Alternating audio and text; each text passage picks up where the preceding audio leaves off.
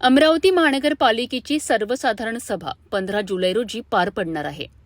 नुकतेच आयुक्तपदाचा पदभार स्वीकारलेले डॉक्टर मंगेश गोंदावले यांच्या उपस्थितीत ही पहिलीच सर्वसाधारण सभा असणार आहे. या सभेत प्रश्नोत्तर कालावधीकरिता केवळ 30 मिनिटांचा वेळ ठेवण्यात आला असून तब्बल 50 प्रश्न सभागृहासमोर येणार आहेत. यामध्ये 20 मेच्या सभेतील 39 आणि 15 जुलैचे 11 नवीन प्रश्नांचा समावेश आहे.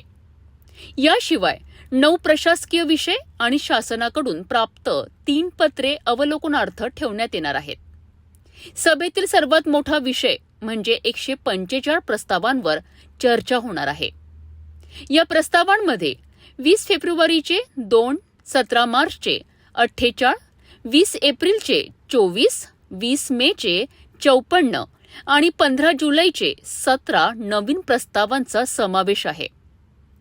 प्रश्नोत्तर कालावधीसाठी फक्त 30 मिनिटे आणि प्रश्नांची संख्या 50 असल्याने प्रत्यक्षात किती प्रश्नांवर चर्चा होते याकडे सर्वांचे लक्ष लागले आहे.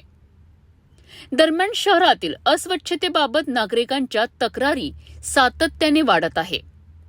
काही दिवसांपूर्वी स्वच्छतेच्या प्रश्नांवर तब्बल 11 तासांची विशेष सभा घेण्यात आली होती. मात्र त्यातून कोणताही ठोस तोडगा निघाला नसल्याची टीका होत आहे. कोणार्क कंपनीच्या सफाई कर्मचाऱ्यांच्या वेतनासाठी जवळपास दर महिन्याला संप होत असून त्याचा थेट परिणाम शहराच्या स्वच्छतेवर होत आहे. पावसाळा सुरू असतानाही अनेक मुख्य नाल्यांची साफसफाई अद्याप अपुरी असल्याचे आरोप होत आहेत.